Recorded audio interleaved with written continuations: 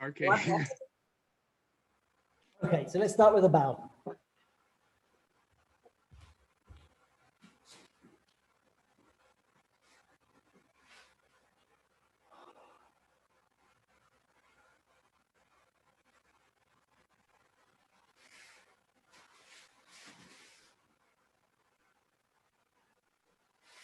Evening, one and all. So we'll start with a centering that is focused on breath. So you can sit in Seiza, you can stand, just find a place that you're comfy, or sit, it's all good. I'm going to shut my eyes as I kind of talk you through it. I just want you to take a good long breath in.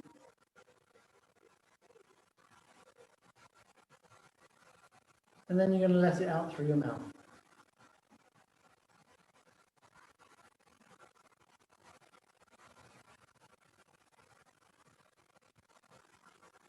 And then a breath in.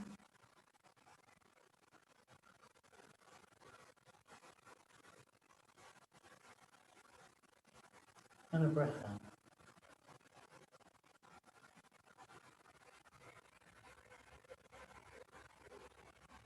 And keep it going in your own time.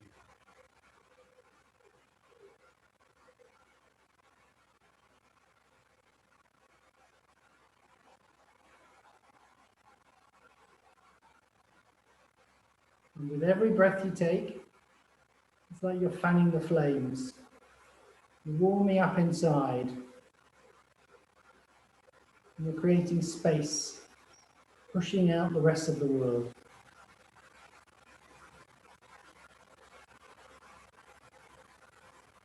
So whatever's been cluttering your head, push it away and just focus on your breathing.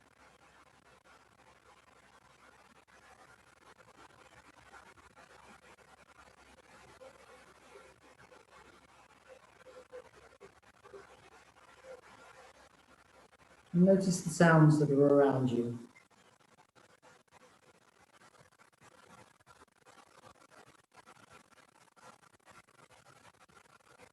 So as you unclutter, you fill with the sounds and the smells that perhaps you weren't noticing before, and the sensations of your body.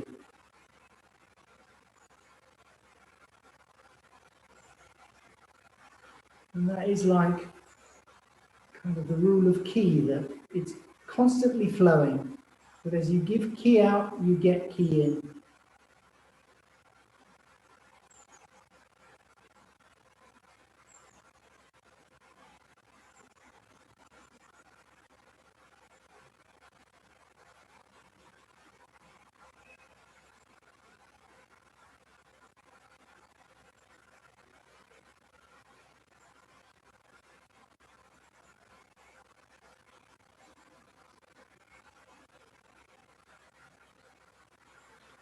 And I want you to bring that calm, clear mind to the lesson. And in your own time, you can come back to me. I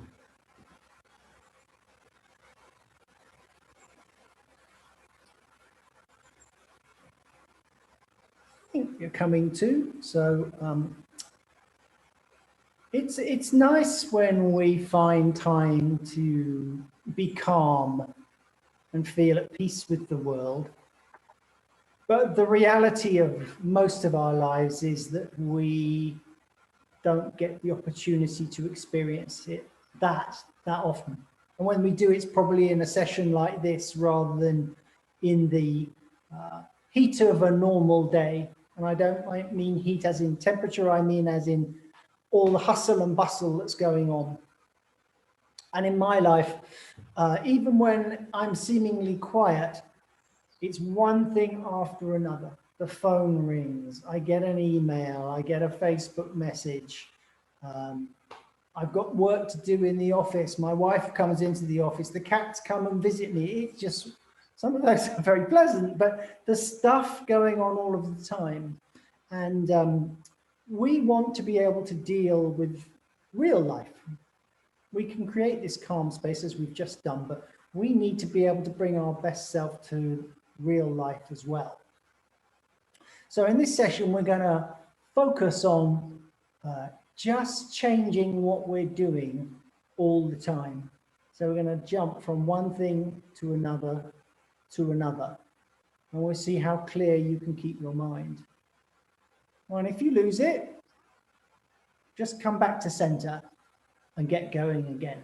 All right. So we're going to start off with doing Hapagiri, which is kind of 8 ways, but we'll build up to it. So each movement in that should be very precise. You're being the best ikkyo to that you can. All right. And then when we kind of mastered that, we'll introduce some other stuff as well. Okay.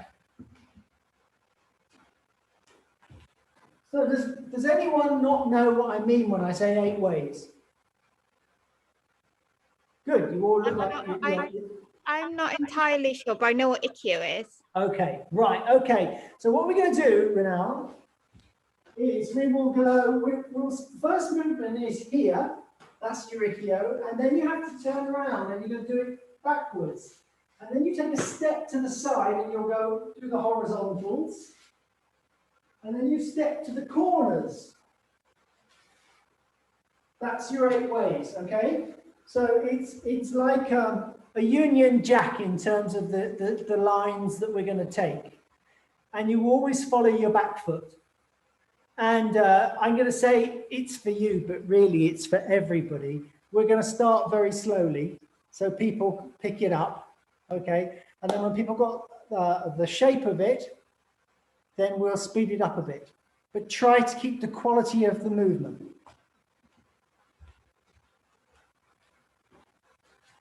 So I'll face you, you face me, okay? So number 1 is we're throwing a bucket of water at each other. So 1. Okay, then we turn around. We throw a bucket of water at someone behind us. 2. Follow your back leg, take a step to the side. 3. Turn around. 4, 5, you step to the corner, always following your back foot. Turn around. 6, you'll follow your back foot. 7, 8. Okay, so was everybody able to do that? Thumbs up if you were. Okay, anybody get confused at all? No, perfect. Okay, so there's a pattern here, isn't there? It's a step followed by a turn. I know we didn't step on the first one, but you can. Step, turn, step, turn, step, turn. And you're always following where your back foot is pointing. That's a good clue to remember when we start swapping sides and you start getting confused. Okay, so 1. Notice how calm you feel at the moment. 2, 3. How you're able to bring all of your attention to this. 5, 6, 7, 8. So you should be doing this with real purpose. Every time you're releasing energy and pretend that you're throwing a bucket of water over at somebody in front of you. So you're not just making the shape. You're releasing energy as you do it. 1, you should feel very centered and grounded and energetic and focused and purposeful. And back to the beginning again. Okay, so now I'm going to start counting. I'm going to increase the speed of the count, but try to keep all of those feelings that you've just captured in the faster movement.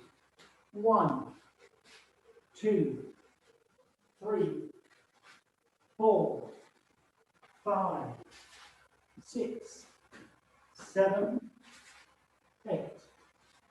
1, 2, 3, 4, 5, 6, 7, 8. Can you feel the urgency building? 1, 2, 3, 4, 5, 6, 7, 8. Are you able to keep the same purpose and energy? 1, 2, 3, 4, 5, 6, 7, 8. 1, 2, 3, 4, 5, 6, 7, 8. 1, 2, 3, 4, 5, 6, 7, 8. Okay, how did you do? Were you all perfect? Or did it blow up? I need feedback. Direction and the counting. I lost it. I don't know where I was, but I was going back to center always. So okay. So you were able to stop and resume. Yeah. Good. Okay. But as much as I got speed, pain in the shoulders. Too much effort. Okay. So in your own time, you can practice doing this exercise and start to notice when it begins to break down. When do you start raising your shoulders and introducing that muscle tension? And at that point, just work at that on relaxing your shoulders and making sure that they stay okay. Any other feedback? You're all perfect then. I couldn't achieve the speed. I was falling behind. Okay. Well, you know, there's no perfect answer, is there? If you're falling behind, you're falling behind. It's for you to work out and see if you can get a bit faster and still stay coordinated and not feel that you're losing it. I can't say any more than that, really. Anything else? How did you do, Renal? I was okay till the last two, and then yeah, by the last one I'd lost the order, but I still felt quite calm. So yeah. Okay, so this exercise, it is just an exercise, is designed to help you treat one thing after another, after another, after another. Okay, it's always said that ladies are really good at doing 5 things at once. I personally think that's absolute nonsense. What you're really good at, if you're good at it at all, is switching from one thing that you're giving 100% to another thing which you give 100% to another thing that you give 100%. But I always feel the best thing is to knock the nail into the ground with a hammer completely, then move to the next thing and knock that one on the head. I think ultimately that's a more efficient way to proceed. So, okay, now we're going to switch feet. Let's see how you are on the other side. So it's right foot forward this time. You're going to be turning in all the other directions. 1, 2, 3, 4, 5, 6, 7, 8. Everyone good on that side? Thumbs up. Okay, I'm going to take that as a thumbs up. Here we go again. 1, 2, 3, 4, 5. Oh, I just blew it. 5, 6, 7, 8. 1, 2, 3, 4, 5, 6, 7, 8. 1, 2, 3, 4, 5, 6, 7, 8. 1, 2, 3, 4, 5, 6, 7, 8. 1, 2, 3, 4, 5, 6, 7, 8. 1, 2, 3, 4, 5, 6, 7, 8. Okay. How did we do? I got completely lost. I was going back on the left leg for some reason. So I have to work on it. Thank you for your honesty. So, I mean, you know, obviously we are right-brained and left-brained, and you need to be able to work on both sides. You know, if we're being attacked, we can't say, sorry, you're attacking me on the wrong side. I'm not as good on this one. So it is worth working on both sides and seeing if you can kind of equal them up. Okay, so now we're going to do a rolling exercise. All right, so we're going to start from standing. I might say just go to knees. And I might say go to bottom. And I might say roll. And then I might say knees. And then I might say roll. So you've got all the words I'm going to give you. Kneel, bottom, roll. The only other one is stand. And you've got to just keep an open mind because I'm going to switch them up. All right, we'll do a couple of runs and we just do in order, and then I'm just going to completely try and blow your mind. That's the object, my object. Okay, so kneel, bottom. It's a good exercise for learning control to do each bit on its own. Roll, sit, kneel, stand. Other side. Kneel, sit, roll, sit, kneel, stand. You're trying to do all of this without using your hands. Left side again. Kneel, stand, kneel, bottom, kneel, roll, stand,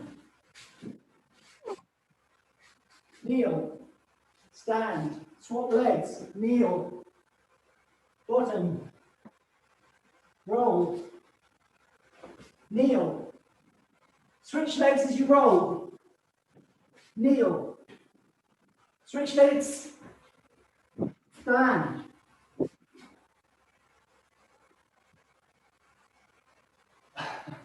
Patrick's disappeared. Kneel, roll, kneel, switch legs and roll, and kneel, and stand, and kneel on the other side, and stand, and kneel on the other side, and roll, and stand, and roll. On the other side, I didn't tell you that then, that was cheating. How are we doing? Did we do okay? Yeah? Excellent. All right, so now what we'll do is we'll throw in some exercises as well. I might say do Ikkyo, or I might say do Sayawando, or Taisavaki, just the turning exercise. Okay, so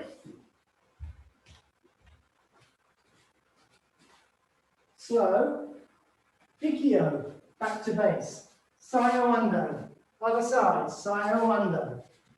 Turn, turn. Ikkyo, Ikkyo. Other side, Ikkyo, Ikkyo. Sayawando, Sayawando, Sayawando. With movement, Sayawando.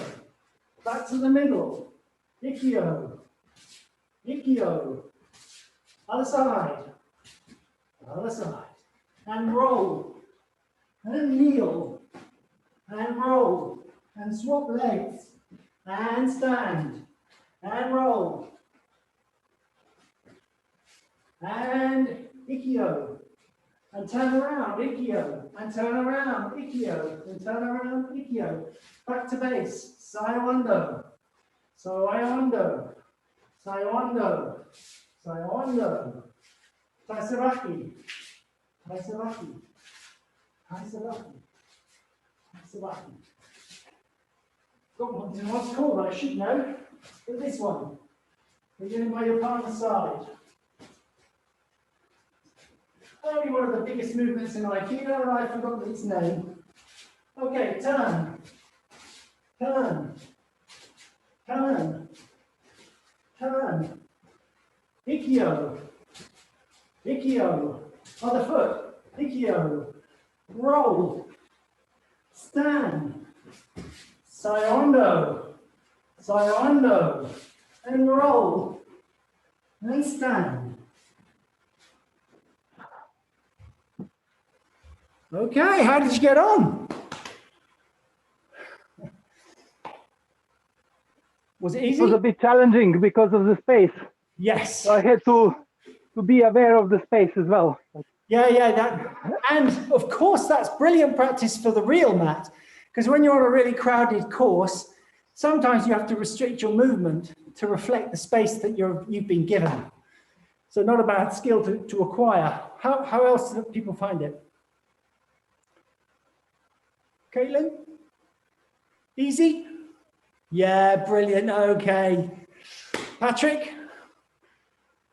So the Saya Ando one, we don't do much. So that one gave me the most difficulty because the sequencing is what was difficult for me. And then the shifting, when the arms go first, then the hip goes, and the shifting of the weight to the knee.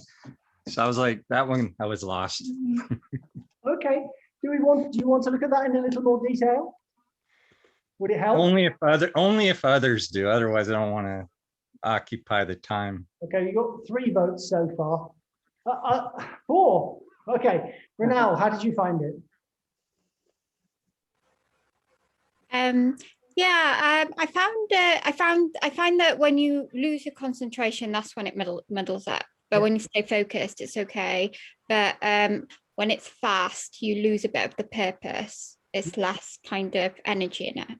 You have to kind of be like an empty vessel where you just hear and you respond, as opposed to you're trying to think about it. As soon as the mind comes in and you're starting to anticipate maybe, or you're feeling I'm a bit behind, when the command comes, you're gone. Mm-hmm. So yeah, just try and stay clear, and then that's the exercise. Vitaly, how did you find it?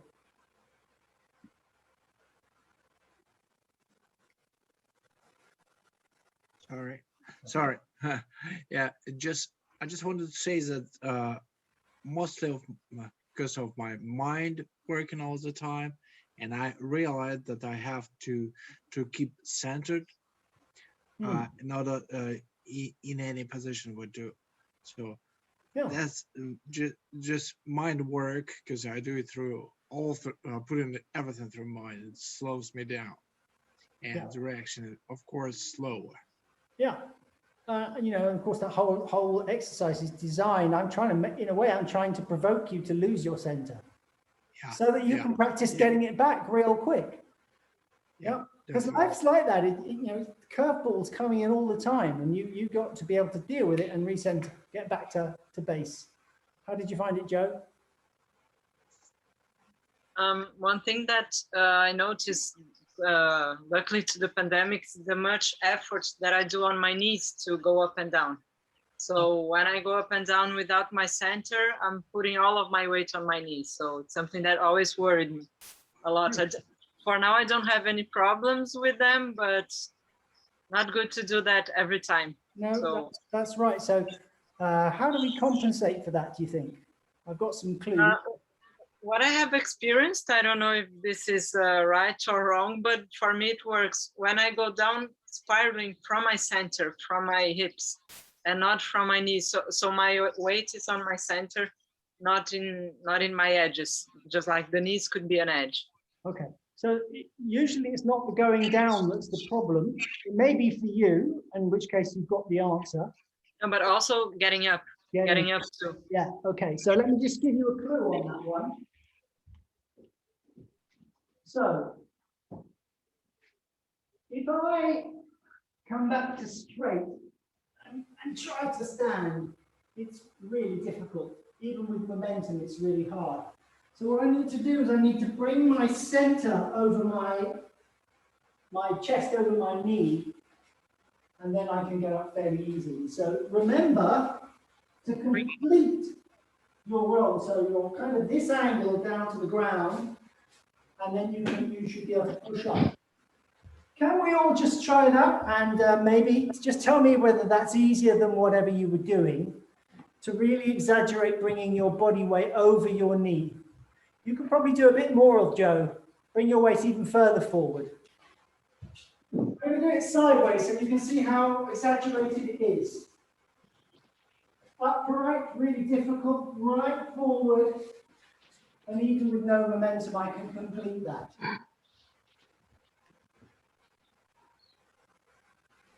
Right forward. That's better, Joe. That's better. How was that? Okay, good. Yeah. So it's like if you don't do that, you've kind of cut it short before you've moved to the next thing. So one of the things about doing 8 ways is you have to do the first movement completely before you start thinking about doing the second movement. And when we switched it up and we started doing different exercises, it's the same thing. Imagine you're in a randori situation. You don't want to partly throw someone. You want to get rid of that problem to deal with the next problem. And it becomes a problem if you don't do that completely. So just make sure that you're very clear in your thinking about the movement you need to make. Yeah. Okay. Well, let's have a look at Sayawanda a little bit. It's actually one of my favorite development exercises, partly because everybody gets it wrong. So there's always some good teaching there. But when you throw from this position, it's lovely because it's completely effortless. So I have my legs slightly wider than my hips, okay? And the lower half of the body, I shift the weight to the left if I was going to throw on the left, and I would come back to center and go to the right if I were going to throw on the right. So we pass through center every time. And I'm trying to look at myself on the camera. The only bit that's moving is my knees. I'm still looking dead in front of me. There shouldn't be any twist. Can you see now that there's twist? I put my hands up here. There shouldn't be any of that going on. I should be able to maintain my hands directly in front of me as I do this. Okay, so now instead of holding your hands there, we're going to lock out our lower body, and we're going to imagine that our arms are like a pair of upside down windscreen wipers. 1, 2, 1, 2. So the lower hand doesn't really want to go, the palm should be more or less on your navel, and you're extending. This hand is really being quite positive energetically. So it's not kind of loose or floppy. I'm sending energy with that hand. Okay, so 1, 2, 1, 2, 1, 2. Now that's all you have to do with your arms. It is not 1, 2, 1, 2. You're not doing that. 1, and what you're lowering is your center. I'll bring my famous partner into play. I've got to imagine that this is my partner's chest. Boom. My arm stops there. There is weight underside. I can't throw a 4-legged thing from this position, so I'm not going to try. But I can feel my arm resting on this. The chair's supporting the weight of my arm. So I'm not hitting the chair, I'm just using it like a bar. I was sitting at the bar having a pint. I might be resting on the bar. And it's that connection with your partner and the weight underside that throws them. So this is the shape, but when there's a partner there, you have to have turned the two of you into one. That to me is 2, that to me is 1, okay? You can see that that's joined together physically, but there's a mental component to this too. Okay, and if that sounds weird, if there's somebody who's been very close to you in your life, could be husband, wife, mum, dad, brother, sister, really good friend, whatever, there are moments when we connect with them where we just feel we're totally in tune with them. I'm not completely going bonkers here, am I? I'd like a thumbs up if I'm not going bonkers. Okay, some people don't think I'm going bonkers. That's good news. So it's those moments where you kind of feel that you're really working with the other person effortlessly. It can be a good conversation. It can be a walk in the park. It can be a good dance. But there are moments where you just feel you're working as one entity. When we do Aikido well, that's the spirit that we're trying to capture. This sense of real connection, that we're not working against somebody, we're working with them. That's the key difference, with them. Okay, so your head and your chest should be 90 degrees to the screen that's in front of you. And as you do this, there should be no twist. 2, 1, 2, 3, 4. 1, 2, 3, 4. 1, 2, 3, 4. 1, 2, 3, 4. 1, 2, 3, 4. 1, 2, 3, 4. 1, 2, 3, 4. Now some movement. 1, 2, 3, 4. 1, 2, 3, 4. 1, 2, 3, 4. 1, 2, 3, 4.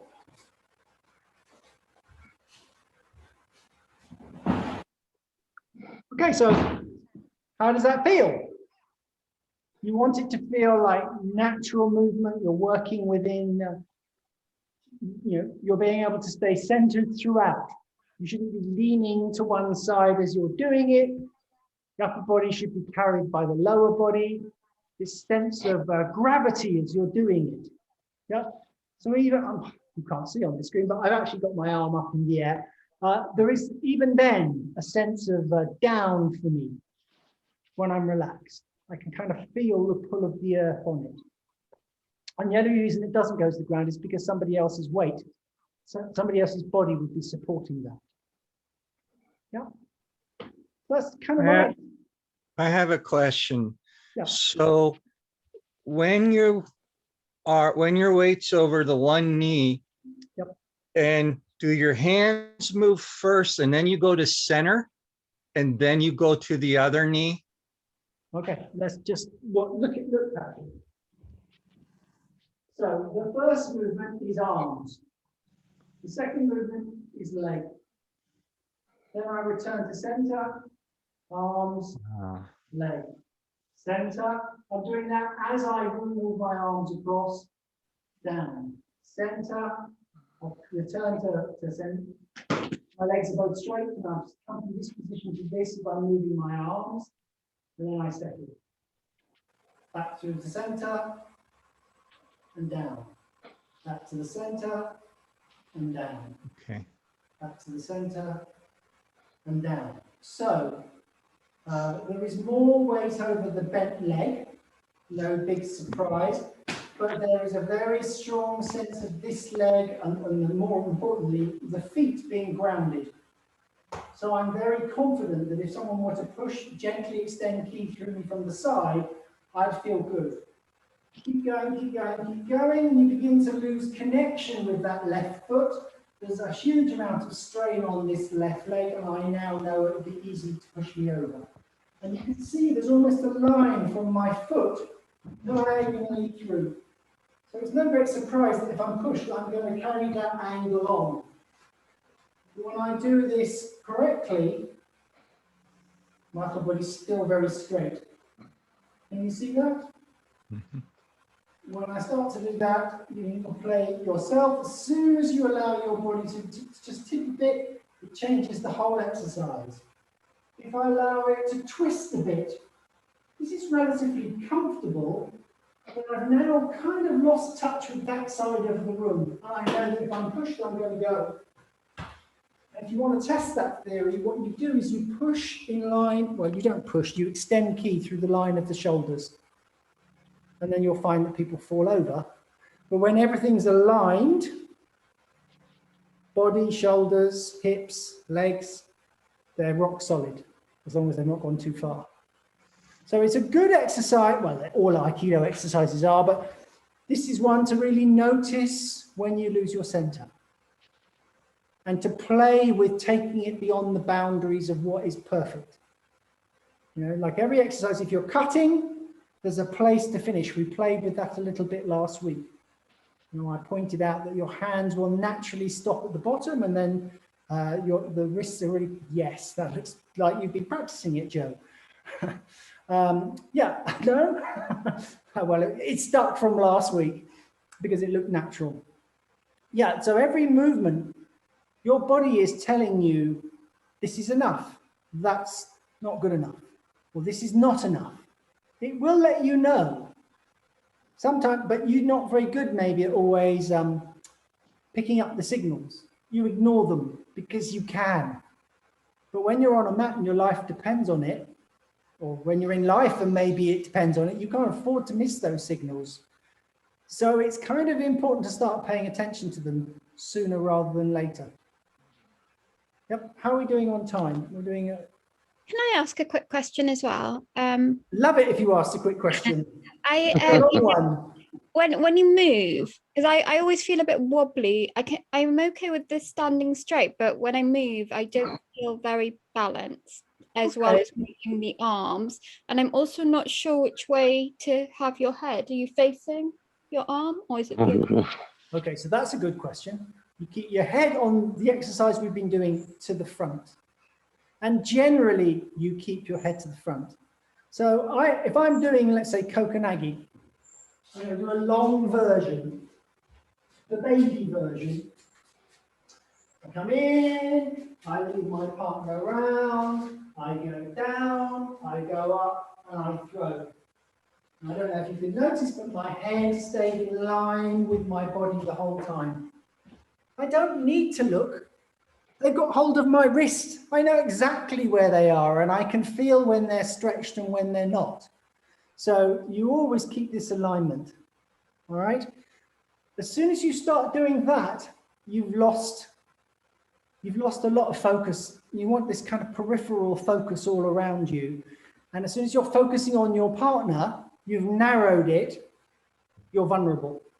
So you want to generally keep your head in this position. And if it is going to turn, you turn it very quickly. So if you watch dancers turning very quickly, they focus on a corner and then they whip their head round and then they focus on where they were focusing again. Yep. So when it does turn, it turns really, really quick, but they know where their intention was.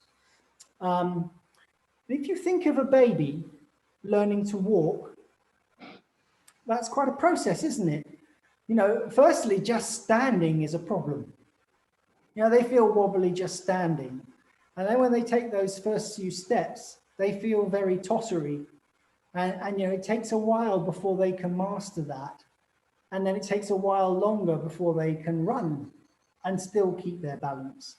So when you're learning new shapes that you don't normally make in your everyday life, and we're certainly doing that in Aikido, why on earth would you not feel wobbly? This is not a normal pattern for you to make. There's a purpose to the pattern, but if you're not familiar with it and you've never had to do it, it's no great surprise that you're going to feel a bit weird when you do it. And that usually means you lose a bit of center and feel a little bit wobbly in your language. So the only way to get better is to practice. Finn. It was really interesting practicing it at very slow and a very fast pace. I found that when we sped it up, it was like a washing machine that became wobbly and all the eccentricities become accentuated. And yeah, you know, that's very true, of course. Yeah, you get more vibration when the washing machine speeds up, don't you?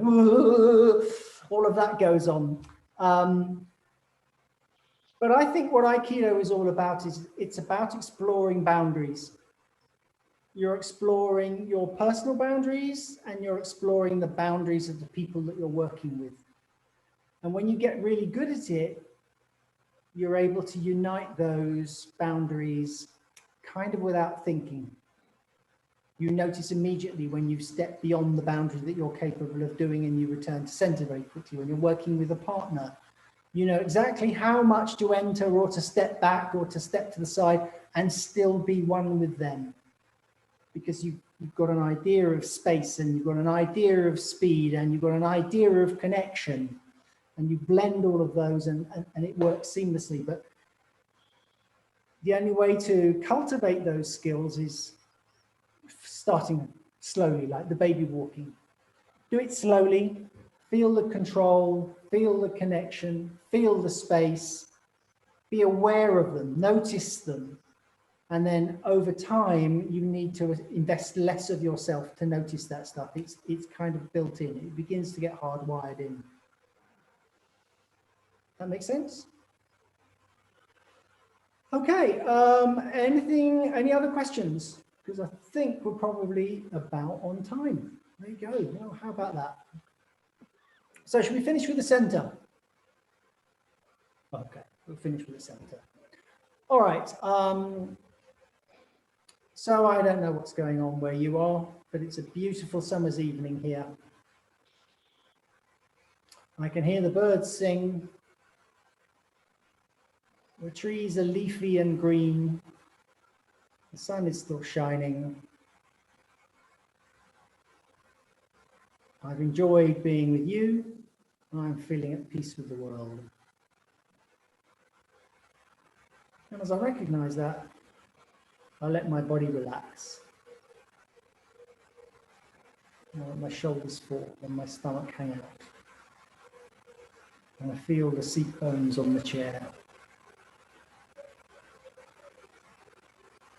And I feel a sense of connection with you guys and a sense of connection with the outside world.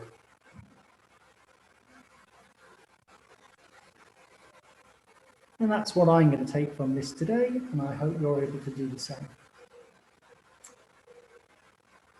So, in your own time, you can come back. Thank you once again for showing up, and I hope it remains relevant and useful. Yeah, and swatting mosquitoes, it's very useful for that too, John.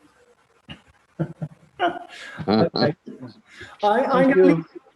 Love you all. See you all next week if you're there. Thank you. Thank you. Thank you, Quentin. Have a nice evening.